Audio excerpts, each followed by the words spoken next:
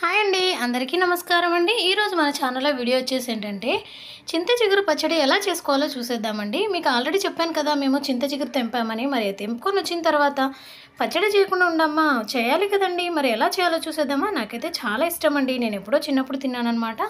ఆ తర్వాత అయితే తినలేదండి, మళ్ళీ ఈసారే తింటున్నాను, ఫస్ట్ టైం అనమాట. చాలా బాగుంటుంది. చింత చిగురు అనేది మనం మరీ ముదిరిపోయిన ఆకులు కాకుండా ఈ విధంగా తీసుకోవాలన్నమాట. నేను వీడియోలో చూపిస్తున్న విధంగా ఇలా లేతగా ఉంటేనే పచ్చడి అనేది చాలా టేస్టీగా వస్తుందండి. అంతేకాకుండా ఈ పచ్చడిని మనము ఎండిమిర్చితో కాకుండా, ఎండిమిర్చి లోపల సీడ్స్ ఉంటాయి కదండి, గింజలు, చూసారా నేను వీడియోలో చూపిస్తున్నాను, వాటితో చేస్తేనే చాలా టేస్టీగా ఉంటుందంట. నాకు తెలియదండి, మా మమ్మీ అలాగే మా అత్తయ్య గారు చేస్తుంటే నేను చూసి వీడియో తీశాను అనమాట. చూడండి, ఈ గింజలతో చేయాలి. అలాగే కొన్ని పల్లీలు ఉంటాయి కదండి, అవి కూడా తీసుకున్నాను. ఒక చిన్న కప్పుతో ఒక్కొక్క కప్పు తీసుకున్నాను అనమాట. మనం కారం కోసం ఇది ఎక్కువ తక్కువ తీసుకోవాలండి. మాకైతే ఈ చింత చిగురికి ఈ సరిపోతుందన్నమాట, ఈ సీడ్స్. సో ఆ పచ్చడికి సరిపోతుంది కాబట్టి నేను తీసుకున్నాను. మీకు కావాలనుకుంటే ఎక్కువ తీసుకోవచ్చు కారం కావాలంటే, లేదంటే తక్కువైనా తీసుకోవచ్చు. ఇలా తీసుకున్న తర్వాత వీటిని పక్కన పెట్టేయండి. ఇలా పక్కన పెట్టేసిన తర్వాత ఒక కడాయి తీసుకొని, కడాయిలో అందులో ఆయిల్ వేయకుండానే పల్లీలు, చూడండి నేను వీడియోలో చూపిస్తున్న విధంగా ఇలా కాల్చుకోవాలన్నమాట. మనము ఆయిల్లో వేసి పల్లీలు కాల్చుతుంటాం కదండి, అలా కాకుండా ఈ విధంగా పల్లీలు కాల్చుకొని పక్కన పెట్టేయండి. అందులోనే ఎండుమిర్చి సీడ్స్ ఉన్నాయి కదండి, వాటిని కూడా నేను వీడియోలో చూపించిన విధంగా ఇలా కాల్చుకొని పక్కన పెట్టేయాలి. ఆయిల్ వేయకుండానే కాల్చేయాలండి. చూడండి, ఇలా పక్కన పెట్టేసిన తర్వాత ఇప్పుడు ఒక కడాయి తీసుకొని, కడాయిలో కొంచెం ఆయిల్ వేసేసి అందులో మనం ముందుగా కడిగి పెట్టుకున్నాం కదండి చింత చిగురు ఉంటుంది కదా, ఆ చింత చిగురుని ఇందులో యాడ్ చేసేస్తే సరిపోతుంది. ఈ చింత చిగురు అనేది త్వరగా మాడిపోతూ ఉంటుందండి. సో ఇలా వేసేసిన తర్వాత బాగా కలుపుతూ ఉండాలన్నమాట. కొంచెం ఆయిల్ వేసాం కదండి, ఆ ఆయిల్లో మాత్రమే ఫ్రై అయ్యే విధంగా ఇలాగా కలుపుతూ ఉండాలి. లేదంటే ఆ చింత చిగురు అనేది ఆయిల్లో మాడిపోతూ ఉంటుందండి. ఎందుకంటే ఆకులు లేతగా ఉన్నాయి కదండి, త్వరగా ఫ్రై అయిపోతాయి అన్నమాట. చూడండి, వీడియోలో చూపిస్తున్న విధంగా ఇలా కలుపుతూ ఫ్రై చేసుకోవాలి. ఒక 2 మినిట్స్ ఇలా ఫ్రై చేసుకున్న తర్వాత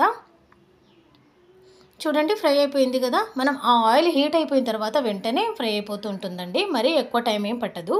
ఇలా ఫ్రై అయిపోయిన దాన్ని స్టవ్ ఆఫ్ చేసేసి ఒక 5 మినిట్స్ చల్లగా అయిపోవాలండి. చూడండి, ఈ విధంగా పక్కన పెట్టేయండి.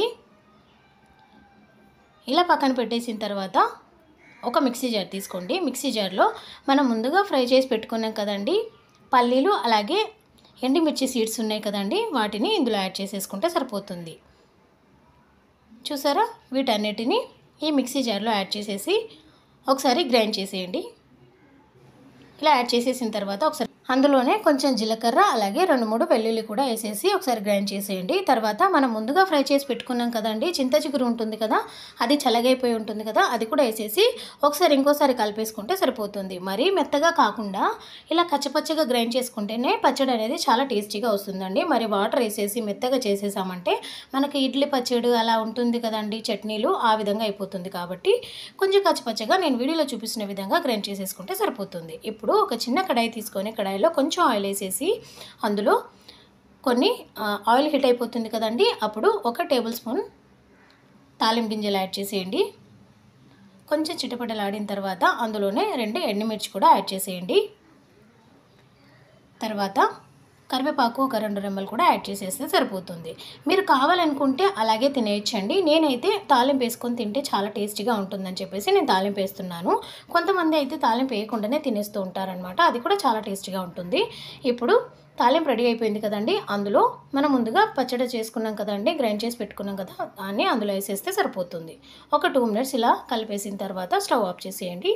చూడండి, చింత చిగురు పచ్చడి రెడీ అయిపోయింది కదా, చాలా టేస్టీగా ఉంటుందండి. దీన్ని మనం రొట్టెలో కానీ, లేదంటే రైస్లో కానీ, వేడి వేడి రైస్లో పెట్టుకొని తినండి, చాలా టేస్టీగా ఉంటుందన్నమాట. ఇలా చల్లగా అయిపోయిన తర్వాత ఒక చిన్న బౌల్ తీసుకొని బౌల్లో ఇలా సర్వ్ చేసుకుంటే సరిపోతుంది. ఎంతో టేస్ట్కరమైన చింత చిగురు పచ్చడి రెడీ అయిపోయింది కదండి. వేడి వేడి రైస్లో తినండి, చాలా బాగుంటుంది. మీరు కూడా ఇలా ట్రై చేసి ఎలా వచ్చిందో కామెంట్ చేయండి. వీడియో నచ్చితే లైక్ చేయండి, సబ్స్క్రైబ్ చేయండి. Bye friends.